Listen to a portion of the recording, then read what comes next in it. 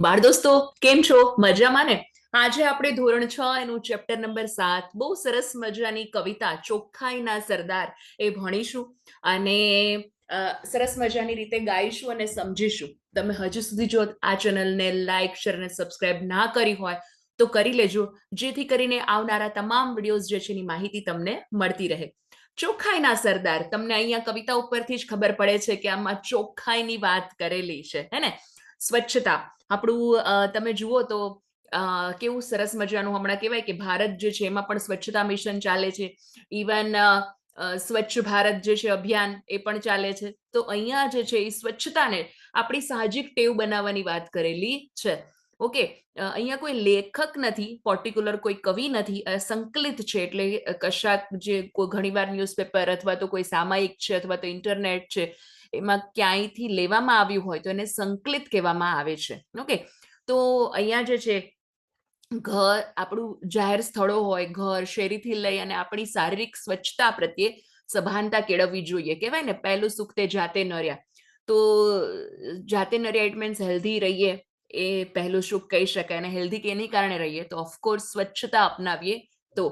અહીંયા જે છે એ કૂચ ગીત બહુ સરસ મજાનું છે અને આપણે ગાઈએ. ચોખ્ખાઈના સરદાર અમે સહુ, ચોખ્ખાઈના સરદાર. ઘરમાં અમે વાડઝૂડ કરીએ, આંગણ શેરી ચોખ્ખા રાખીએ, ઉકરડો તો થવા ન દઈએ. કેમ કે ચોખ્ખાઈના સરદાર અમે સૌ, ચોખ્ખાઈના સરદાર. વારે વારે હાથ ધોઈએ, થાળી વાટકો ચકચકતા ને તન અમારા ઝગમગતા. કેમ કે ચોખ્ખાઈના સરદાર અમે સૌ, ચોખ્ખાઈના સરદાર. શહેર ગામ ચોખ્ખા થાશે, માખી મચ્છર ભાગતા ફરશે, મટે રોગનું નામ નિશાન. કેમ કે ચોખ્ખાઈના સરદાર અમે સૌ, ચોખ્ખાઈના સરદાર. મનથી અમે નિર્મળ રહીએ, ઊંચ નીચના ભેદને ભૂલીએ, વેર ઝેરની વાત ન કરીએ. કેમ કે ચોખ્ખાઈના સરદાર અમે સૌ, ચોખ્ખાઈના સરદાર. ચોખ્ખાઈનું હવે રાજ ચાલશે, ઝંડો તંદુરસ્તીનો લહેરાશે, દેશનું નામ રોશન થશે. કેમ કે ચોખ્ખાઈના સરદાર અમે સૌ, ચોખ્ખાઈના સરદાર. ચોખ્ખાઈ આપણી દેશભક્તિ, ચોખ્ખાઈ આપણી પ્રાણશક્તિ. ઘર ઘર પહોંચે આ પેગામ. કેમ કે ચોખ્ખાઈના સરદાર અમે સૌ, ચોખ્ખાઈના સરદાર. છે ને સરસ મજાનું, ગાવાની મજા આવે એવું ગીત.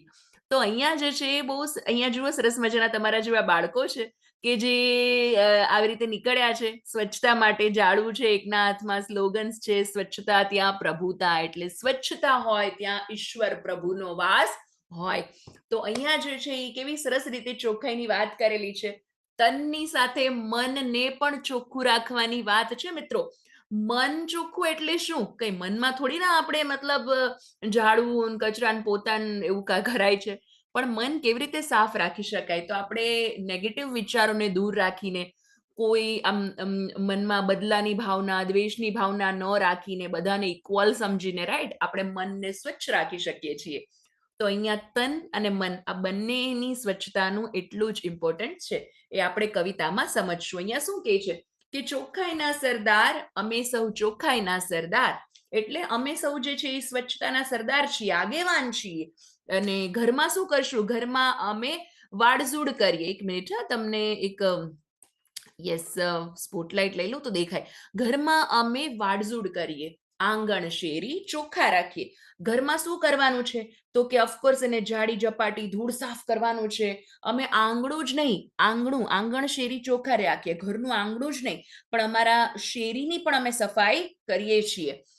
ઉકરડા તો થવા ન દઈએ. કેમ કે ચોખ્ખાઈના સરદાર. શું કરવાનું છે? તો કે અમારા મહોલ્લા કે આજુબાજુ ક્યાંય પણ કૂડા કચરા કે છાણ પૂંજા હોય એનો ઢગલો જે છે એ ક્યાંય થવા દેતા નથી. શું કામ? કારણ કે અમે સૌ ચોખ્ખાઈના સરદાર છીએ, એટલે કે સ્વચ્છતા જે છે એના આગેવાન છીએ. પછી અમે શું કરશું? તો કે વારે વારે હાથ ધોઈએ, થાળી વાટકો ચકચકતા ને. એટલે અમે વારંવાર હાથ ધોતા રહીએ. તમને ખબર છે કોવિડ ટાઈમની અંદર પણ જે છે એ હાથ ધોવાનું એટલું જ મહત્વ દર્શાવ્યું હતું. તમે એ હાથ કોઈ પણથી ધોઈ શકો. જરૂરી નહીં કે તમે હેન્ડવોશનો ઉપયોગ કરો. સાબુ જે છે, મતલબ કંઈ પણ હાથ ધોઈને જ જમવાનું રાખો, બીકોઝ આપણે જ્યાં ત્યાં અડતા હોઈએ તો આપણે ખાઈએ એવા જ હાથે તો એ બધા જમ્સ જે આપણા શરીરમાં જાય, આપણે માંદા પડીએ, બીમાર પડીએ. આને કહેવાય બેઝિક એટિકેટ્સ, રાઈટ, કે જે આપણને ખબર હોવી જોઈએ અને આપણે ઇમ્પ્લિમેન્ટ કરવું જોઈએ. ઘણીવાર ખબર તો હોય પણ ચાલશે, હે ને, એવું ચાલશે એવી ભાવના નહીં રાખવાની. તો શું છે, વારે વારે હાથ ધોઈએ, થાળી વાટકો ચકચકતા ને, થાળી વાટકો જે છે એકદમ સરસ મજાનું જમવાના, જે થાળી વાટકો માંજીને ઉટકીને એકદમ ઉજળા સ્ફટાક રાખીએ છીએ, એકદમ સરસ મજાના. તન અમારા ઝગમગતા, જેવી રીતે થાળી વાટકો સાફ રાખીએ, અમારા શરીર પણ એકદમ સરસ મજાનું. કેવી રીતે? તો કે બ્રશ કરીને, નાઈ ધોઈને એવી રીતે સાફ રાખીએ છીએ. શું કામ? કારણ કે અમે ચોખ્ખાઈના સરદાર, એટલે કે અમે સ્વચ્છતાના આગેવાન છીએ. શહેર ગામ ચોખ્ખા થશે, માખી મચ્છર ભાગતા ફરશે. બસ આ રીતે જ આપણા ગામડા અને શહેર જો ચોખ્ખા રહેશે તો પછી ગંદકીમાં ઉછરનાર શું ઉછરે ગંદકીમાં? તો કે માખી અને મચ્છર પેદા થાય જ નહીં. અને જો પેદા થયેલા હશે તો પણ દૂર ભાગશે, હે ને. મટે રોગનું નામ નિશાન, અને એવા રોગ જ નહીં થાય પરિણામે કોઈ પણ કારણ કે રોગ જે છે એ મચ્છરજન્ય રોગો હોય અથવા તો માખીજન્ય મતલબ રોગો હોય, એવા રોગોનું નામો નિશાન નહીં રહે. કારણ કે ચોખ્ખાઈના સરદાર અમે શું? ચોખ્ખાઈના સરદાર, એટલે કે અમે બધા સ્વચ્છતાના સરદાર આગેવાન છીએ. મનથી અમે નિર્મળ રહીએ. મનથી કેવા રહેવાનું છે? નિર્મળ રહેવાનું છે, એટલે કે એકદમ સ્વચ્છ અને પવિત્ર. શું કામ? કેવી રીતે રહેવાનું છે? તો કે ઊંચ નીચના ભેદને ભૂલીએ. અહીંયા જે છે અમે ઊંચા અને નીચે એવા કોઈ ભેદ જે છે આપણે કે અમે આમ ને અમે આમ સારા અને અમે આમ સારા, પછી ઇકોનોમિકલી હોય કે પછી ફિઝિકલ હોય કે પછી લાઈક જાતિ ધર્મના આધારે હોય, કંઈ પણ એવા ભેદભાવ રાખવા જોઈએ નહીં. મેં તમને પહેલા જ કીધું કે આમાં શરીરની સાથે મનની પણ સ્વચ્છતા એટલી જ જરૂરી છે. વેરઝેરની વાત ન કરીએ. વેરઝેર એટલે કે ઓહો, વેરઝેર દ્વેષ હોય, દુશ્મનાવટ હોય, એની તમે વાત જ નથી કરતા. કારણ કે આપણું મન કેવું છે? નિર્મળ છે, એટલે કે સ્વચ્છ છે. કારણ કે અમે સૌ ચોખ્ખાઈના સરદાર. આપણને ખબર છે ને, તમે ભગવાનની પ્રાર્થના કરો તો પણ એમાં આવું આવે જ છે કે અમને નહીં બદલે કી હો ભાવના, હે ને. કયું પ્રાર્થના છે મને એક્ઝેક્ટ શરૂઆત યાદ નથી આવતી, પણ એમાં બી એમ જ છે, કપટ કર્મ ચોરી બેમાની और हिंसा से हमको बचाना.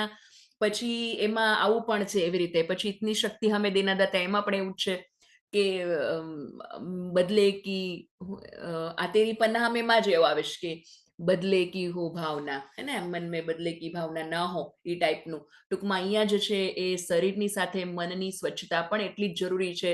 દરેકનું ઇક્વલ સમજો. તો બીકોઝ દરેક જે છે ભગવાને કોઈ આપણે પીકે મૂવીમાં છે ને, કોઈ થપ્પા રાખીને નથી મોકલ્યા કે આ ધર્મનો છે, આ જાતિનો છે, અથવા તો આ છે તે. દરેકમાં પ્લસ એન્ડ માઇનસ હોય તો દરેકને સ્વીકારી સમાન ગણવાની વાત કરી છે. અને વેરઝેર તો બિલકુલ નહીં, બદલાની ભાવના તો ન હોવી જોઈએ. ઓકે, બીકોઝ શું કામ? અમે ચોખ્ખાઈના સરદાર છીએ.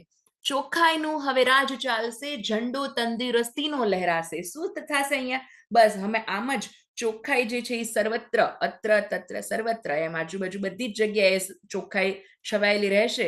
પરિણામે તંદુરસ્તીનો ડંકો વાગશે, અને એટલે જ શું થશે? દેશનું નામ રોશન થશે. શું થશે? તો કે ચારેકોર જે છે એ તંદુરસ્તીનો જય જયકાર હોય એટલે દેશનું નામ રોશન થશે. કારણ કે અમે ચોખ્ખાઈના સરદાર, અમે સૌ ચોખ્ખાઈના સરદાર, એટલે કે સ્વચ્છતાના આગેવાન છીએ, સરદાર છીએ. ચોખ્ખાઈ આપણી દેશભક્તિ, ચોખ્ખાઈને જ દેશભક્તિ માનીએ છીએ.